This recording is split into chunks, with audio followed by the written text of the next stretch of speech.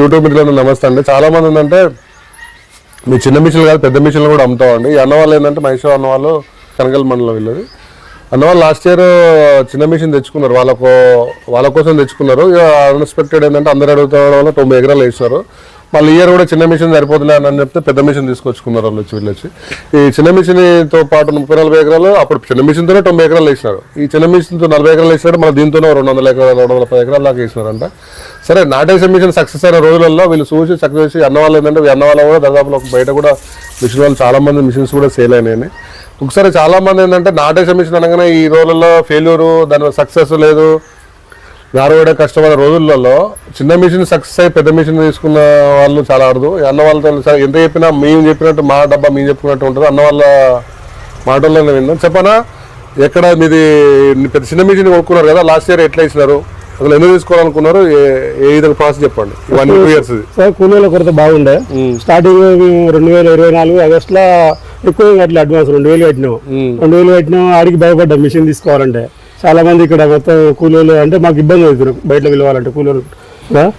అయితే అందరికీ కూలీలు దొరుకుతుండే కానీ మా పంచాయతీ పెట్టుకుని ఇంటికాడ నువ్వు అనుకునేది అనమాట. కూలీలో బాగా షార్టేజ్ వచ్చింది. మొత్తానికి అయితే ధైర్యం చేసి తెచ్చాను మిషన్. తెచ్చినాక వేసినా కూడా చాలా మంది అన్నారమ్మా పలసగా ఉంది ఇది, అంత బాగా ఏం లేదు అని అన్నారు. ఇంకా తర్వాత నెల 15 రోజుల తర్వాత ఇంకా ఇది దానికి దీనికి తేడా వచ్చింది నాటేసే మిషన్ మసలు దానికి.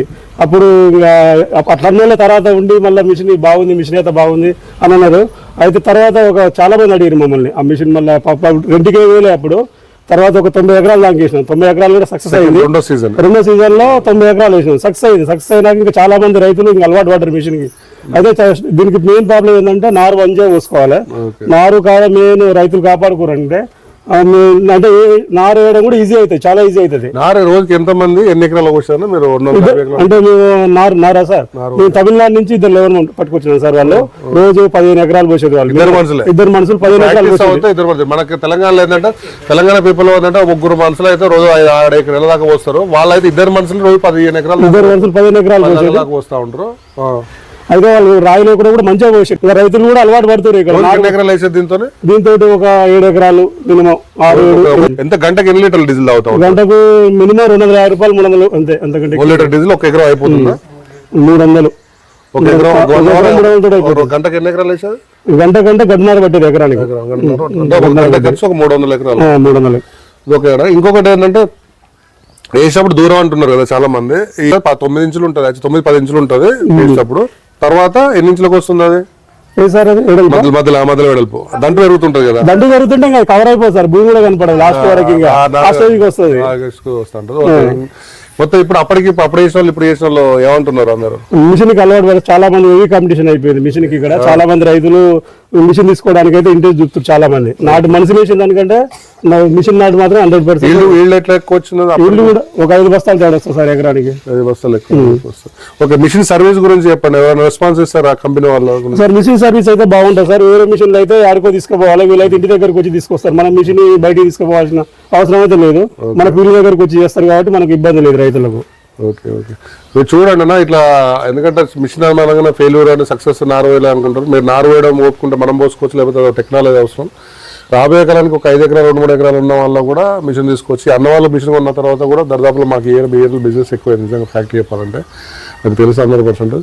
ఇయర్లో మీకు కూడా ఎందుకంటే చాలా మందికి ఏంటంటే కూలి వాళ్ళు నారు వేస్తే దున్నిన తర్వాత పొలం దున్నిన కరగడి చేసిన తర్వాత పొలం దమ్మి చేసుకున్న తర్వాత అసలు కూలీలు ఎంత తిరిగినా ఎప్పుడో తెలియదు. 20 రోజులకి వేసిన 30 రోజుల నాటికి వేయడం వల్ల ఇల్లు కూడా చాలా తగ్గుతూ ఉన్నది. పిల్లకలు రాక పెట్టుబడి అట్టే పెరుగుతూ ఉంటే దిగుబడి చాలా తగ్గుతూ ఉంటుంది. మీరు అనుకునే టైపు ఎట్లా ట్రాక్టర్ ఎట్లా ఉంటే ఎట్లా అనుకునే టైం ఎట్లా దున్నుతూ ఉంటారో మీ మిషన్ తీసుకుంటే అనుకునే టైం నాటేసుకోవచ్చు. 20 ఎకరాలు 10 ఎకరాల వల్ల కూడా తీసుకుని ప్రశాంతంగా పెట్టుకున్నా 4 సీజన్లో పెట్టే కూలీలు పెట్టే డబ్బులు తీసుకుంటే మిషన్ తీసుకుంటే మిషన్ వస్తుంది. ఒక 2-3 సీజన్లకు వేసుకోవచ్చు. మీకు ఓపుకుంటే పక్క పంట రెంట్కి వేసుకున్నా కూడా 2 సీజన్లు వెళ్తుంది. లేకపోతే మన వారికి వేసుకున్నా 4 సీజన్లు తిరుగుతుంది. ఇది మాత్రం ఫ్యాక్ట్ అండి. ఈ అన్న వాళ్ళకు చూసి ఇలాంటివి చూసి మీరు వచ్చి మీరు ఇబ్బంది పడకుండా, ఎందుకంటే రాబోయే కాలానికి ఇలా నారు వేయడం కట్ట ఉండేది అనుకుంటారు. ఇంకా ఫ్యూచర్లో ఇంకా లేబర్ ప్రాబ్లం ఇంకా ఎక్కువ అవుతుందండి.